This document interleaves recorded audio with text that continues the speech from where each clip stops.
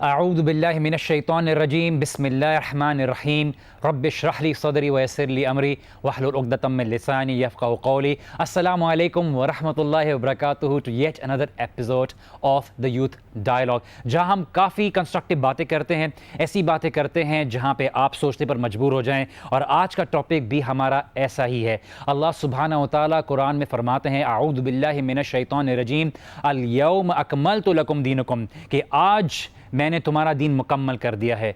तो दीन अगर मुकम्मल कर दिया है तो हमारी ये अंडरस्टैंडिंग है कि कुछ लोग कहते हैं कि दीन एक इंसान का प्राइवेट मैटर है और वो पॉलिटिकल अफेयर्स और इन चीज़ों में इंटरफेयर नहीं करता। तो हमारा टॉपिक है कि क्या दीन सिर्फ एक इंडिविजुअल तक लिमिटेड है या वो पब्लिक अफेयर्स में भी काम करता है। जी हाँ, हमारा आज का टॉपिक है अबाउट सेक्युलरिज्म, कि क्या इसकी कोई इजाज़त है दीन में, क्या ऐसा कोई कॉन्सेप्ट है। और इसको बात करने के लिए आज हमारे पैनल मेंबर्स हैं अदील हनीफ, और उनके बराबर में हैं इसहाक बिन सादिक और काफ़ी एक्टिव हैं दावा की एक्टिविटीज़ में, और उनके बराबर हैं हसन अहमद जो एक दावा एक्टिविस्ट हैं और यूथ में काफ़ी एक्टिविटीज़ करते हैं रिलेटेड टू दावा। जैसे कि मैंने ये बात शुरू में अर्ज़ की, और मेरा सवाल पहले आपसे है कि अदील के लोग ये समझते हैं कि दीन एक प्राइवेट मैटर है और वो पब्लिक मैटर्स में इंटरफेयर नहीं करता।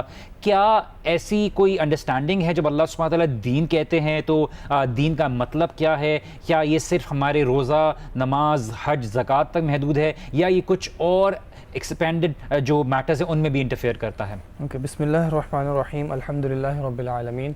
I think it's a very crucial topic, and specially अगर हम ख़ासकर अपनी जो यूनिवर्सिटी जाने वाली कौम है, जो आवाम है, जो यूथ है स्पेशली, उनमें हम देखते हैं कि इस मामले में बहुत कन्फ्यूजन बढ़ गई है।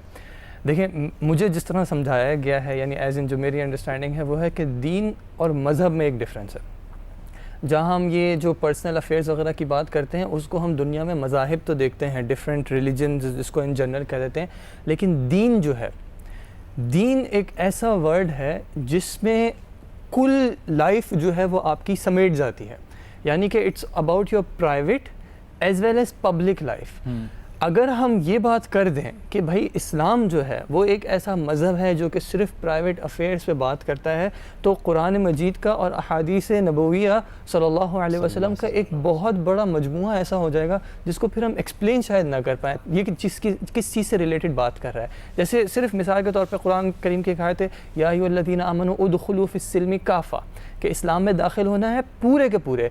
अब what ever from the beginning till the end, सूरह फातिहा से लेकर सूरह नास तक पूरा के पूरा कुरान और अहादीस जितनी भी सही प्रूव हो जाती हैं उलमा के अक़वाल के मुताबिक, उनमें से एक एक पर ईमान लाना और उस पर अमल करना अब ये ज़रूरी बन जाता है, वाजिब बन जाता है। तो अब हम बहुत सारे मैटर्स ऐसे देखते हैं जहाँ पे दीन हमें पब्लिक लाइफ के बारे में गाइडेंस दे रहा है, फिर हम उसको किस तरह फिट इन करेंगे। जैसे कि हम नबी सल्लल्लाहु अलैहि वसल्लम की एग्जांपल देखते हैं साथ कि अल्लाह के नबी सल्लल्लाहु अलैहि वसल्लम गारे हिरा में थे, और अगर ये दीन खाली जो है इंसान के इंडिविजुअल मैटर्स में था तो अल्लाह के नबी सल्लल्लाहु अलैहि वसल्लम को बाहर आके उसकी दावत और उस तरफ बुलाने की कोई ज़रूरत नहीं थी। तो सवाल आजकल जो बहुत से यंगस्टर्स उठाते हैं कि प्लीज़ अपने दीन को अपने पास रखिए, अपने इस्लामिक प्रिंसिपल्स को अपने पास रखिए, हमें अपनी हालत पे छोड़ दीजिए और इन चीज़ों में इंटरफेयर ना करें, चाहे वो पॉलिटिकल मैटर्स हो, हमें उसको अपनी इंसानी सोच के साथ जो है संभालने दीजिए, और हमारे एजुकेशनल मैटर्स में दीन को ना आने दें, और हमारे सो इंस्टीट्यूट्स में दीन को ना आने दें, और ये चीज़ अपने हद तक करें। ये किस हद तक ये सोच दुरुस्त है और आप इसके बारे में क्या हमें रोशनाई दे सकते हैं? ज़ाकल्लाह खैर वजी भाई, बिस्मिल्लाहिर्रहमानिर्रहीम। जैसे कि आपने आयत पढ़ी थी, अल-यौम अकमलतु लकुम दीनुकुम, अगर इस पूरी आयत को हम पढ़ें, अल-यौम अकमलतु लकुम दीनुकुम व अतममतु अलैकुम निअमती व रज़ीतु लकुमुल इस्लाम दीना, कि हमने आज अपना दीन मुकम्मल कर दिया है। और दीन का मतलब है वे ऑफ लाइफ। आप जिस तरह ज़िंदगी गुजारते हैं उसके अंदर आपका सोना, बैठना, उठना सब कुछ आता है, और फिर इसके साथ साथ पॉलिटिकल सिस्टम, इकोनॉमिक सिस्टम, अदालत का सिस्टम, सब चीज़ इसके अंदर मौजूद है। फाइनेंस सिस्टम, इकोनॉमिक सिस्टम, सब चीज़ें इसके अंदर मौजूद हैं। और आगे अल्लाह सुब्हानहू व तआला कहते हैं वातममतु अलैकुम निअमती व रज़ीतु लकुमुल इस्लाम दीना, और मैं राज़ी हो गया हूँ तुम्हारे लिए इस्लाम के ऊपर, मतलब मैंने इस्लाम को तुम्हारे लिए चुन लिया है। इसी तरह अल्लाह सुब्हानहू व तआला दूसरी आयत में कहते हैं कुरान की, इन्न दीना इंदल्लाहिल इस्लाम, अल्लाह के नज़दीक अगर वे ऑफ़ लाइफ है, अगर ज़िंदगी गुजारने का तरीका है तो वो इस्लाम है। तो इस्लाम जो है हमें पूरा ज़ाब्ता हयात देता है कि आपको किस तरह ज़िंदगी गुजारनी चाहिए। उसके अंदर एक एक चीज़ आती है, और इसीलिए जब हम कुरान की, जैसे अदी भाई बता रहे थे कि कुरान में बहुत सारे जगह पे अल्लाह सुब्हानहू तआला ने पब्लिक मैटर्स की बात की है, जैसे कि क़िसास की बात की है, जैसे कि क़िताल की बात की, ये सब चीज़ें कुरान सुन्नत के अंदर मौजूद हैं। सही। हसन, आप काफ़ी यूथ के साथ इंटरेक्ट करते हैं और काफ़ी इन चीज़ों को फेस करते हैं। Why is this a growing phenomena amongst the youth? मेरे ख्याल से जो मेरी ऑब्जर्वेशन रही है वो ये रही है कि पहले इसको समझने की ज़रूरत है कि सेक्युलरिज़म एक्चुअली आया कहाँ से था। सेक्युलरिज़म जो है ये एक बहुत ही यूरोपियन कॉन्सेप्ट था, ख़ास तौर पे जब वो कैथलिक चर्च से जो है लोग जो है बेजार हो गए थे, क्योंकि दे फेल्ट कि उनका जो मोड ऑफ गवर्नमेंट था वो बहुत रिस्ट्रिक्टिव था, लोगों पे बहुत जुल्म कर रहा था। तो वहाँ पे जो प्रोटेस्टेंट मूवमेंट चली थी उसके अगेंस्ट, उससे एक्चुअली जो है सेक्युलरिज़म वजूद में आया था। सेक्युलरिज़म का बेसिक कॉन्सेप्ट जो था फ्रॉम दैट टाइम वो ये था कि दीन को और जो पॉलिटिकल सिस्टम है उसको बिल्कुल अलग कर दिया गया जाए। तो उसमें दीन का जो है दखल बिल्कुल भी आपकी पॉलिसी मेकिंग के अंदर, लॉ मेकिंग के अंदर नहीं होना चाहिए। अब ये तो वो फ़िलॉसफी थी जो कि वहाँ से यहाँ पे इंपोर्ट होके आई है। लेकिन मेरा जो जितना भी ऑब्जर्वेशन रहा है वो ये रहा है कि हमारे यूथ के अंदर वो वाली सेक्युलरिज़म एग्जिस्ट नहीं करता जिसके बारे में जॉन लॉक या बर्टन रसल बैठ के बात कर रहे थे। हमारे यूथ के अंदर जो सेक्युलरिज़म एग्जिस्ट करता है वो एक रिएक्शनरी सेक्युलरिज़म है। ज़्यादातर लोग ये चाहते हैं कि, और इस चीज़ को कबूल करते हैं कि हाँ मुल्क के अंदर जो है शरीयत होनी चाहिए। ज़्यादातर लोग ये बात मानते हैं कि इस्लामी निज़ाम होना चाहिए, इस पे डिसएग्रीमेंट नहीं है। इसकी सबसे अच्छी मिसाल ये है कि आपकी जितनी भी पाकिस्तान में सेक्युलर पॉलिटिकल पार्टीज़ भी हैं वो भी इस्लाम के बगैर चल नहीं सकती। उनको भी नारा लगाना पड़ता है कि हमारा दीन इस्लाम है, क्योंकि अगर वो नहीं लगाएंगे तो उनको पता है कि आवाम एक्सेप्ट नहीं करेगी, क्योंकि आपकी मासेस का जो माइंडसेट है वो बड़ा क्लियर है इसके बारे में। लेकिन here is where the problem lies. The problem is कि हमारे पास एक लोगों के अंदर डर सा बैठ गया है और लोगों को एक कन्फ्यूजन क्रिएट कर दी गई है कि भाई अगर हम ये चलो एक्सेप्ट कर लेते हैं कि ठीक है इस्लाम होना चाहिए, ठीक है, तो आप सिर्फ ये मुझे बता दें कि किसका इस्लाम होना चाहिए, क्या इस फ़िरके का होगा या उस फ़िरके का होगा। हसन, अगर हम देखा जाए सेक्युलरिज्म के मामले में तो उसमें भी काफ़ी डिफरेंट कैटेगरीज हैं। तो eventually to some point they come to a common terms in how to govern the state. But why is it that being a Muslim, people are inclined towards this ideology or towards this concept? But if you let me, I'll Sure. disagree with you here कि secularism पे भी कोई consensus नहीं है।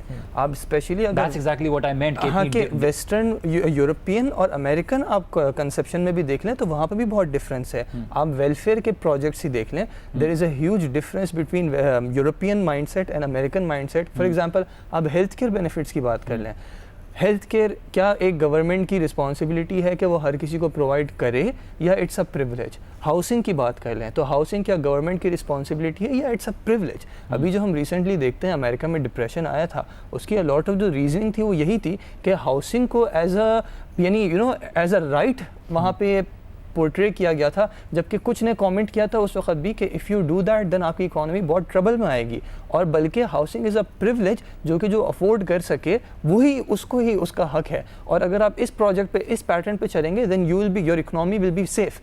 तो मैं यहाँ पे मैं थोड़ा सा डिसएग्री करूँगा। असल में जैसे जो अभी बात को हम इंशाल्लाह ताला कंटिन्यू करेंगे एक ब्रेक के बाद वापस आते हैं और मज़ीद बात करते हैं और समझने की कोशिश करते हैं कि क्या इस्लाम में सेकुलरिज्म का कोई कॉन्सेप्ट है या इस्लाम हमें खुद एक वे ऑफ लाइफ सिखाता है। तो हम यहाँ पे ज्वाइन करेंगे एक ब्रेक के बाद, so please don't go anywhere, we will be right back after this break.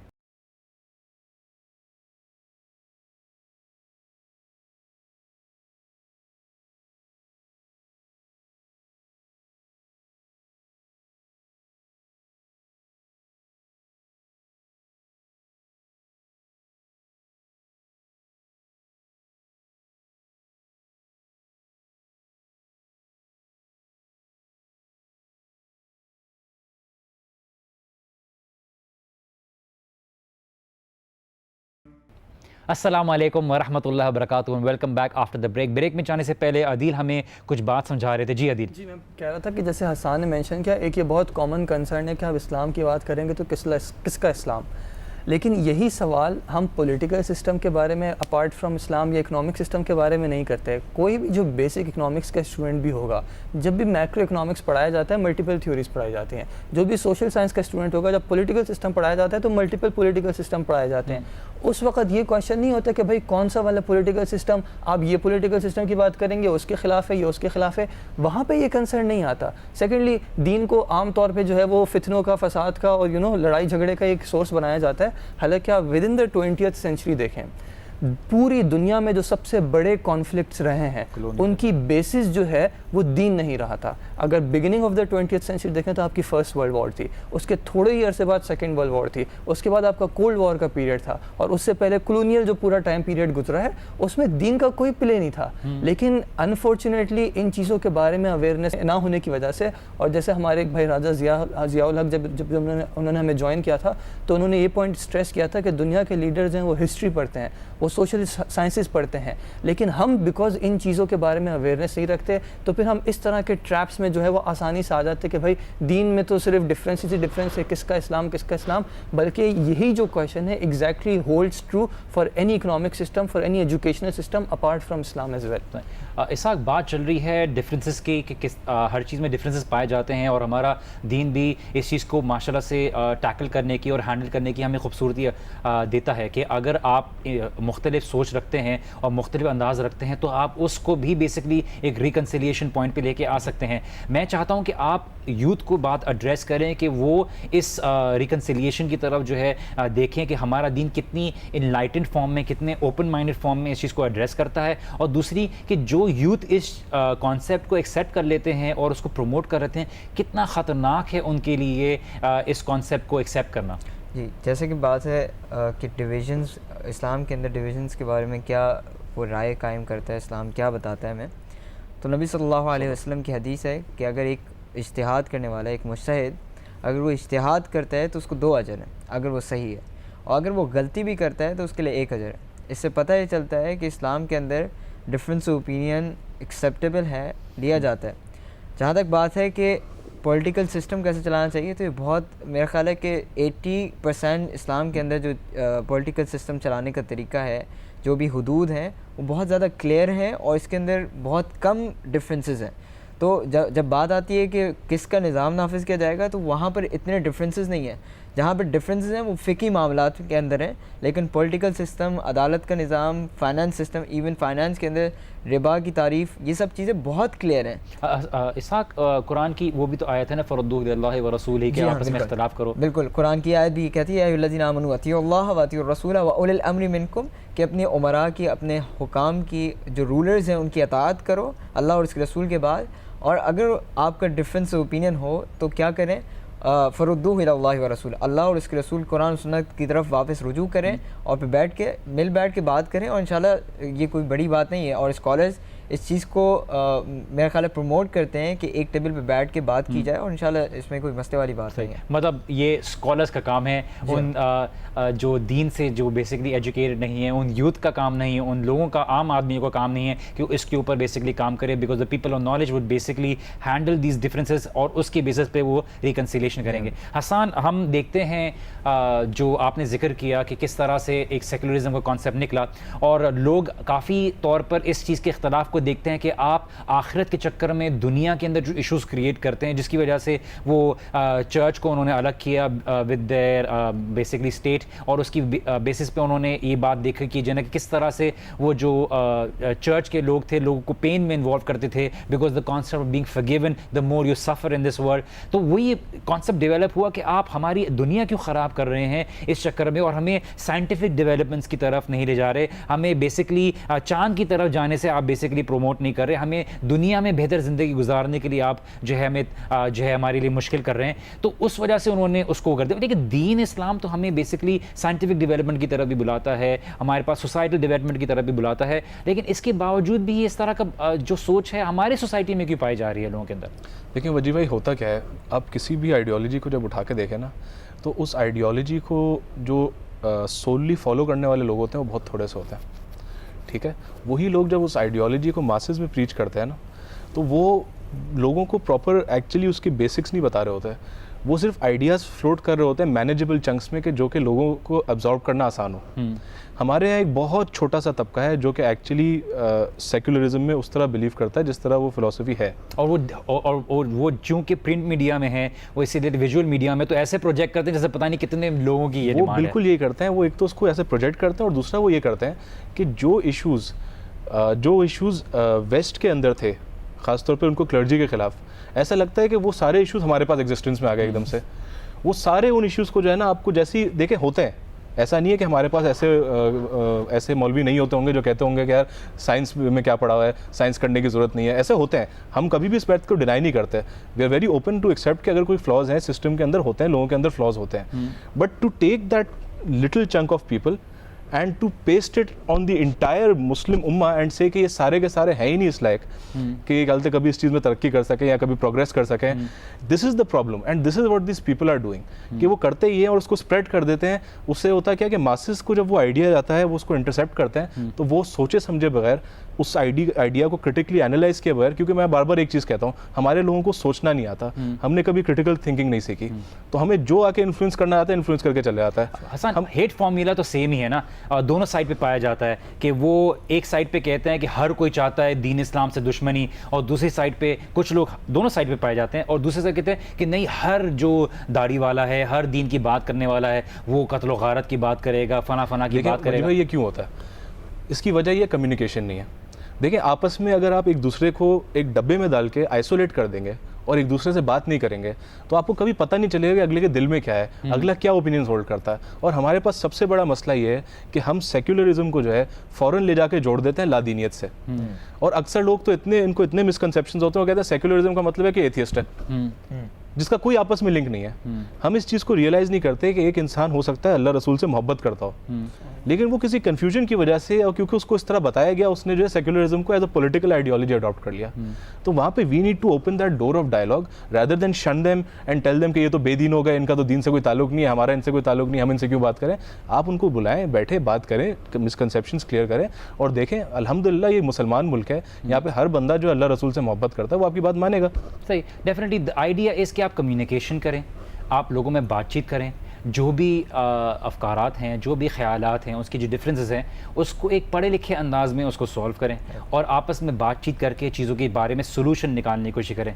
Ishaq, educational institutes में ये जो एक सोच दी जाती है जिसकी वजह से वो डरते हैं रिलीजियस टीचिंग्स को ज़्यादा प्रमोट करने के लिए, रिलीजियस इवेंट्स को प्रमोट करने के लिए, इसकी क्या वजह है? क्या इसकी वजह ये है कि उनके जो इस आजमाए हुए तरीके हैं वो उनकी नज़र में इसका जो तरीका है वो फेल हुआ है, उसकी वजह से कोई कॉन्सिक्वेंसेस आए हैं, कुछ ऐसे एक्सपीरियंसेस हुए हैं, या एक बेसिकली एक फियर है about losing that very essence of their university because of bringing religious teachings in the university? I think generalisation बहुत है कि इस्लाम जो भी उन्होंने एक चीज़ देखी मुसलमानों के अंदर या कुछ ख़ास तौर के एक तबके के अंदर कि भाई अगर हम इस चीज़ को प्रमोट करते हैं इस्लामिक, जैसे कि हम यूनिवर्सिटीज़ में देखते हैं कि अगर कोई इस्लामी पार्टी आती है तो वो कब्ज़ा करने की कोशिश करती है और फिर वो आगे मतलब पूरी यूनिवर्सिटी को हाईजैक करने की कोशिश करती है कि पूरी यूनिवर्सिटी में इस्लाम ही नाफिज होगा, इसके अलावा कुछ नाफिज नहीं होगा। तो होता ये है कि वो इस बात से डर जाते हैं कि अगर हमने हल्का सा भी इनको दिया तो ये पूरा हाईजैक करने की कोशिश करेंगे। मेरा ख्याल है कि ये एक बहुत बड़ा प्रॉब्लम है हमारी एजुकेशन सिस्टम का कि वो जनरलाइजेशन बहुत करती है। हम मज़ीद बात करेंगे हमारे एजुकेशन सिस्टम से रिलेटेड और उनकी आइडियोलॉजीज़ की जो बेसिकली सोच है उसके मुतालिक, लेकिन एक छोटी सी ब्रेक के बाद वापस आते हैं। ब्रेक के बाद मज़ीद पूछेंगे इसहाक से कि क्या बेसिक इश्यूज़ हैं जो चल रहे हैं एजुकेशन इंस्टीट्यूट में, ताकि हम बेहतर तरीके से चीज़ों को समझ सकें। So please don't go anywhere, we will be right back after this break.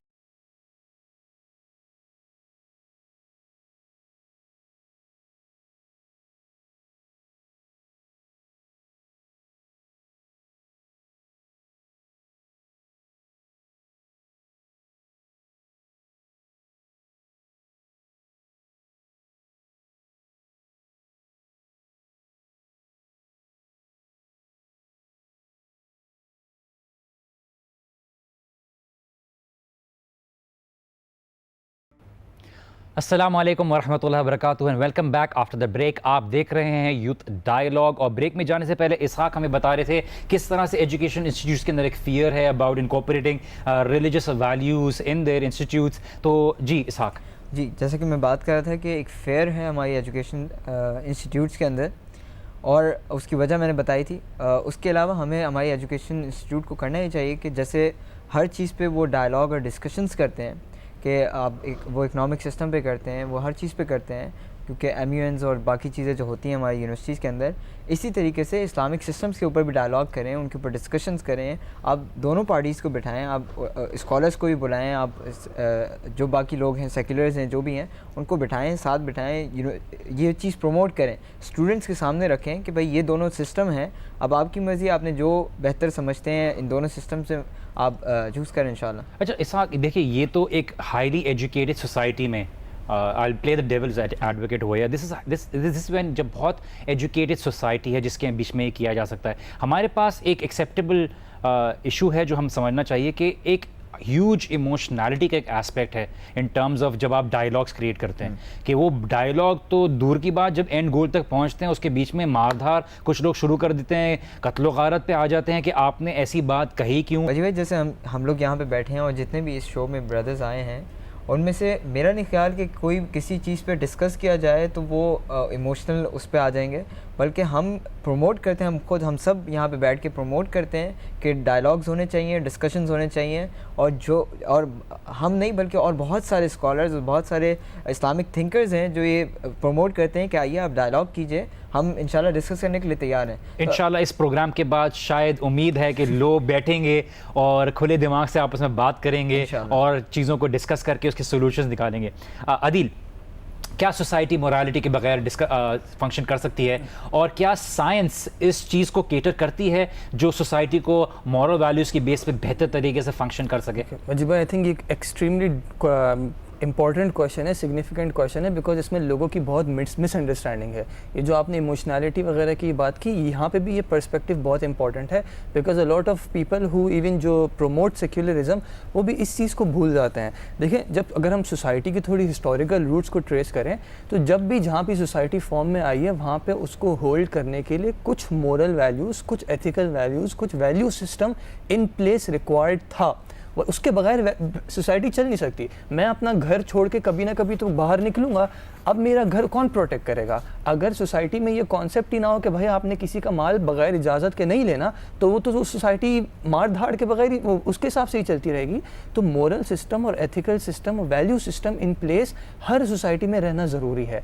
Unfortunately अब because of I would say lack of understanding, हम कहते हैं कि science is the solution to everything. हालांकि साइंटिस्ट देमसेल्व्स क्लैरिफाई कि science does not talk about moral system. Science आपको morality ला के नहीं देती। The only thing science can do is वो आपको कंपैरेटिव एनालिसिस दे सकती है कि ये मोरल वैल्यू इस मोरल वैल्यू के कंपैरिजन में बेहतर है या नहीं, या ये मोरल वैल्यू आपके कुछ पर्टिकुलर गोल्स अचीव कर रही है नहीं। लेकिन अगेन उन गोल्स को, ये कौन से गोल्स होने चाहिए, किस तरह के गोल्स होने चाहिए, अगेन उनको कोई ना कोई अथॉरिटी डिसाइड करेगी। अगर आप सेक्युलरिज्म की बात भी करें कि दीन is your private matter, public matters जो भी होंगे रिगार्डलेस ऑफ कुछ भी मैटर्स हैं, कुछ ना कुछ तो पार्ट ऑफ द सोसाइटी बैठ के उनको डिसाइड करेगा ना कि हाँ हम इन वैल्यूज़ पे एग्री करेंगे कि हमारे पास ये होना चाहिए, या हम इस चीज़ को एस्पायर करते हैं कि हमारी सोसाइटी इस तरफ अप्रोच करे। कुछ ना कुछ एंड गोल्स आप भी डिसाइड करेंगे। एज मुस्लिम्स हमारा ये मानना है कि सिंस अल्लाह सुब्हानहू व तआला ने हमें क्रिएट किया, एंड हुवल अलीम, वो सब कुछ जानने वाला है, जो था, जो है और जो होगा, वो उस सब का जानने वाला है और बेइंतहा हिकमत वाला है। तो उसने अपनी नॉलेज और अपनी हिकमत के साथ हमें वो रूल्स बता दिए, वो गोल्स बता दिए, वो सिस्टम बता दिया in an individuals private life as well as the public life, कि आप किन वैल्यूज़ को एस्पायर करें, पूरी सोसाइटी ने किस डायरेक्शन में जाना है, किस तरफ जाना है, और उस पर that is a point where Muslims have a consensus over. और जहाँ पे भी डिफरेंस की बात आती है, वहाँ पे अल्लाह ताला का रूल क्लियर है कि अगर कभी इख्तिलाफ हो भी जाता है तो उन बातों पे आओ जिन पे तुम्हारा इत्तिफाक है, and not just with the Muslims but also with the non Muslims, कि तालो इला कलिमतिन सिवाइम बैनना व बैनकुम, कि उस बात पे आ जाओ जो हमारे और तुम्हारे दरमियान एक है। एंड सबसे इंपॉर्टेंट उसमें बात है वो अल्लाह सुब्हानहू व तआला की वहदानियत है, कि वो एक है, वो अकेला और वाहिद इलाह है,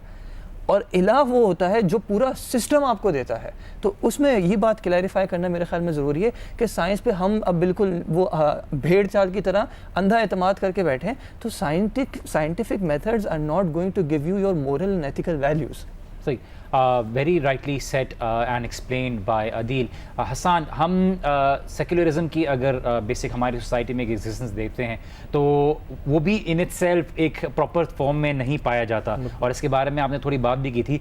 बट द पॉइंट इज़ कि कितना ख़तरनाक है बीइंग अ मुस्लिम। हमें ये बात को इशू रेस करना ज़रूरी है कि ऐसे ख़यालात आ जाएं आपके अंदर कि आप ये बात बोलें कि जिन्हें कि दीन हमें एक लिमिटेड फॉर्म ऑफ इन्वॉल्वमेंट देता है इंडिविजुअल लाइफ में, लेकिन वो पब्लिक लाइफ में इंटरफेयर नहीं करता। कितना ख़तरनाक है, और क्या हमारे पास भी या किसी भी दुनिया में किसी शहर में क्या सेक्युलरिज्म टू ह्यूज एक्सटेंट पाया जाता है? वजी भाई, ख़तरनाक इस एस्पेक्ट से ज़रूर है कि एक इंसान जब ये क्लेम करता है कि मैं अपनी सबमिशन जो है अल्लाह ताला को देता हूँ, और देने के बाद एकदम से बोले कि सबमिशन हर चीज़ में देता हूँ सिवाय इस चीज़ में, तो ऑब्वियसली वो आपके ईमान की एक कमज़ोरी का ज़रिया बन जाता है, जिससे ऑब्वियसली बचने की बहुत ज़रूरत है।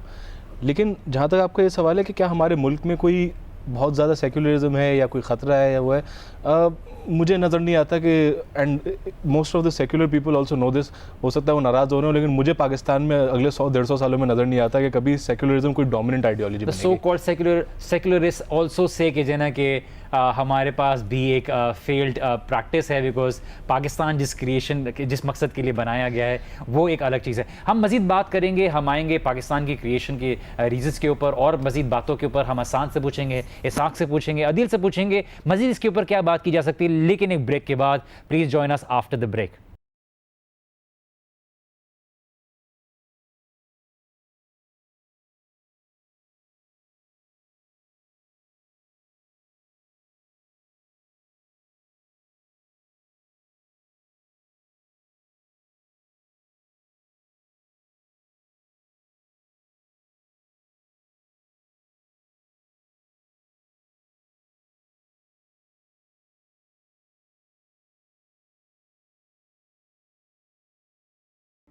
अस्सलाम वालेकुम वरहमतुल्लाहि वबरकातुहू एंड वेलकम बैक। आप देख रहे हैं यूथ डायलॉग।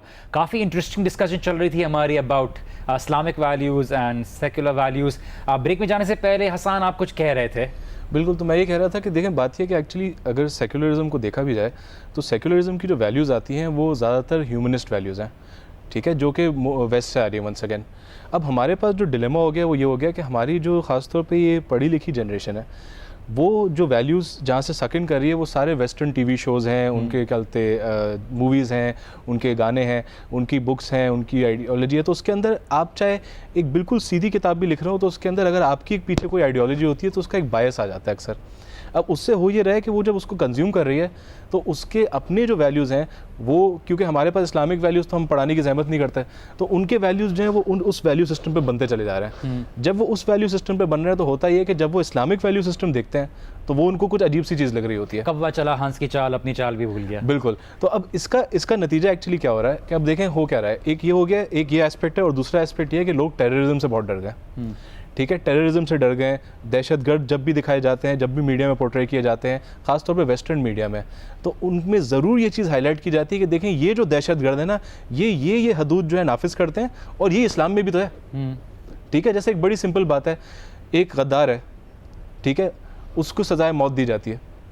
ठीक है, अब क्योंकि ह्यूमनिस्टिक वैल्यू सिस्टम के अंदर सज़ाए मौत जो है वो है ही नहीं, तो वो क्या करते हैं कि वो फ़ौरन आपको दिखाएंगे कि देखें ये जो कहते हैं सज़ाए मौत है, ये तो ये फला दहशतगर्द ग्रुप देता है, और ये चीज़ तो इस्लाम में भी है। फिर जब ये चीज़ आपका यहाँ बैठा हुआ मुसलमान देखता है ना, तो वो कॉम्प्लेक्स का शिकार हो जाता है। वो कहता है ओ तेरी खैर, ये तो हमारा मज़हब में एक बहुत बड़ा मोर ऑफ अ फैड। ओ मैं जिस जगह पे बिलोंग करता हूँ वहाँ ये वैल्यूज़ पाई जाती हैं। बिल्कुल। तो अब उसके बाद ऑप्शन कुछ नहीं रहता, या तो वो खुल के रिजेक्ट कर दे, वो खुल के रिजेक्ट तो कर नहीं सकता। फिर दूसरा ऑप्शन ये रह जाता है कि वो दीन को बदलने की कोशिश करता है। उसके अंदर फिर ये होता है कि उनके पास जो स्केप वे होता है वो सिर्फ ये होता है कि हम जो है हम एक काम ये करते हैं कि हम पॉलिटिकल सिस्टम के मामले में जो है ना हम सेक्युलर हो जाते हैं। तो I think that is the पीछे जो आइडियोलॉजी चल रही है। इसकी वजह काफ़ी एक्सटर्नल फैक्टर्स भी होते हैं कि go with the flow, global एक बेसिकली एक तरीका होता है। देखिए, मैं एक और चीज़ की बात करता हूँ, लेकिन लोग ज़ाहिर को बहुत देखते हैं, ये चीज़ हमें हमेशा याद रखनी चाहिए। और होता यही है कि जब आप एक पढ़े लिखे इंटेलेक्चुअल जिसको हम बोलते हैं, जो आके ज़रा थोड़ी सी टेढ़ी इंग्लिश के साथ बात करते हैं, जब वो आके बात करते हैं सेक्युलरिज्म की, तो लोग उससे ज़्यादा इंप्रेस हो जाते हैं। फिर जब मौलवी बोलते हैं ना आके गलते देखे जी अल्लाह के जो है आप निज़ाम को नाफिज करें, तो वो उनको यूं करके देख रहे होते हैं, प्रिमिटिव इमेज के तौर पे देखा जाता है कि आप तो हमें पत्थरों की दुनिया की तरफ लेके चले जाने। इसहाक, पाकिस्तान, हमें ये बात एक्सेप्ट करनी चाहिए was created for the Muslims. Of course minorities are there, और हमारे इस्लाम में इसका मतलब ये नहीं है कि माइनॉरिटीज़ को नहीं दी जाएंगी, लेकिन एक और भी चीज़ है कि इस चीज़ के बारे में कन्फ्यूजन है कि why was Pakistan basically created. ज़ाहिर सी बात है हमारे पास टाइम बहुत लिमिटेड है, लेकिन आप उसके ऊपर थोड़ी सी रोशनी डालिए कि क्या है जो जी भाई, कायद आज़म ने जो 1944 में एक तकरीब की थी उसके अंदर उन्होंने कहा था कि पाकिस्तान का जो ज़ाब्ता हयात है वो इस्लाम है, और हमें उसके बाद किसी इज़्म की ज़रूरत नहीं है। उसके अंदर सेकुलरिज़म, सोशलिज़म या जो भी आप कहें वो उसकी ज़रूरत पाकिस्तान को अब नहीं है। ये कायद आज़म मोहम्मद अली जिन्ना जो पाकिस्तान के जिन्हें हम फाउंडर कहते हैं उनकी अल्फाज हैं। उसके अलावा जब आप पाकिस्तान की हिस्ट्री पे जाएँ, जब 1940 में मीनार पाकिस्तान में इस चीज़ की रखी गई थी, बुनियाद रखी गई थी पाकिस्तान की, तो उस वक्त भी यही बात कही गई थी कि पाकिस्तान को इस्लामी निज़ाम हयात पे ढाला जाएगा। इसी तरीके से जब हम पाकिस्तान के नारे लगाए जाते थे इंडिया में, जब इंडो पाक था, तब कहा जाता था पाकिस्तान का मतलब क्या, ला इलाहा इल्लल्लाह। जब ला इलाहा इल्लल्लाह कह रहे हैं कि there is no god except Allah सुब्हानहू व तआला, तो हमें इस बात, जब हम ये इकरार करें कि अल्लाह सुब्हानहू व तआला का ही हुक्म चलेगा, तो फिर हम कैसे कह सकते हैं कि इस मुल्क के अंदर अब सेकुलरिज़म चलेगा या कुछ और चलेगा, बल्कि इस्लाम ही इसका निज़ाम है। और इसीलिए अल्लामा इकबाल की पूरी पोइट्री के अंदर आप देख लें कि वो इस्लाम की ही बात करते हैं, और वो यही कहते हैं कि जुदा हो दीन सियासत से तो रह जाती है चंगेज़ी, कि दीन और सियासत दोनों एक साथ चलेंगी, और इस्लाम सियासत के बारे में बिल्कुल क्लियर है, पॉलिटिकल सिस्टम के बारे में, सोशियो इकनॉमिक सिस्टम के बारे में, हर चीज़ के बारे में इस्लाम बहुत क्लियर है। And the question is कि if the point of making Pakistan a secular state was there, then why was there a need to separate yourself from India in the first place?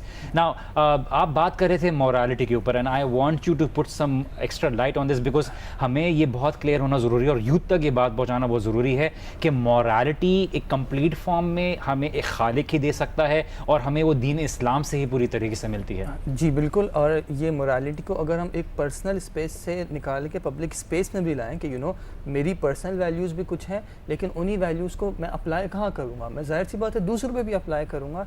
और जो हमारी पहले भी एक बात हो रही थी कि कुछ वैल्यूज़ को एक्सेप्ट कर लेना और कुछ वैल्यूज़ से नज़रअंदाज कर देना, तो इसमें एक बहुत ख़तरनाक किस्म की आयत है जो अल्लाह सुब्हानहू व तआला ने बनी इसराइल के बारे में कही थी। देखिए अल्लाह सुब्हानहू व तआला ने जगह जगह पे उनके किस्से उनके बारे में बताया है, so that we do not become like them.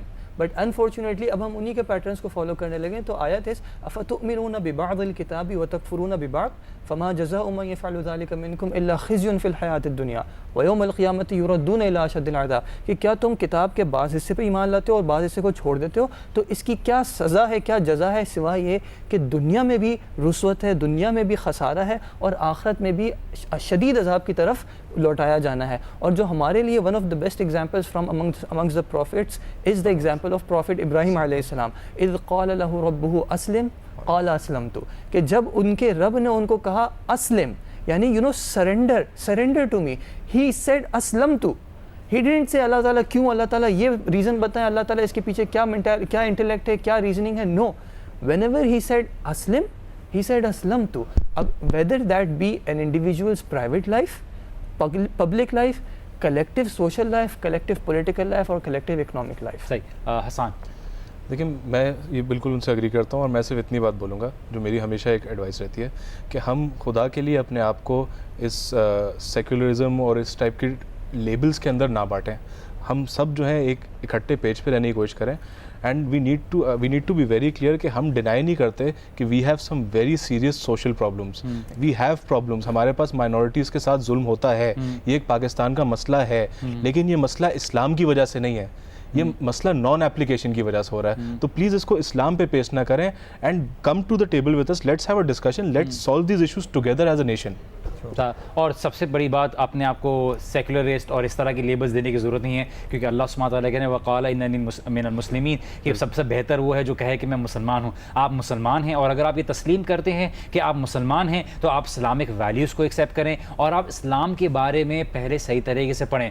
जैसे कि नाज़रीन, हम हर शो के अख्ताम में ये कहते हैं कि बातें बहुत थी करने को, बहुत चीज़ें थी शेयर करने को, बहुत सी चीज़ें थी डिस्कस करने को, लेकिन टाइम की लिमिटेशन की वजह से हम काफ़ी चीज़ें डिस्कस नहीं कर पाए। लेकिन जो असल मकसद है इस पूरे प्रोग्राम का और इस टॉपिक को रखने का, वो ये है कि आप सोचने पर मजबूर हों, आप अपनी तहकीक करें, आप लोगों के साथ टॉलरेंट अंदाज में, एजुकेटेड अंदाज में डिस्कस करें और एक नतीजे पे पहुँचें और उलमा से डिस्कस करें। और अपनी दीन के बारे में सबसे बड़ी बात है कि स्टडी करें और कुरान पढ़ें, अल्लाह के नबी सल्लल्लाहु अलैहि वसल्लम की सीरत पढ़ें। आपको ख़ुद ही इस बात का अंदाज़ा होगा कि दीन हमें हर एरिया में रहनुमाई अता करता है। इस मैसेज के साथ हम आपको खैरबात कहते हैं। अस्सलामु अलैकुम वरहमतुल्लाहि वबरकातुहू।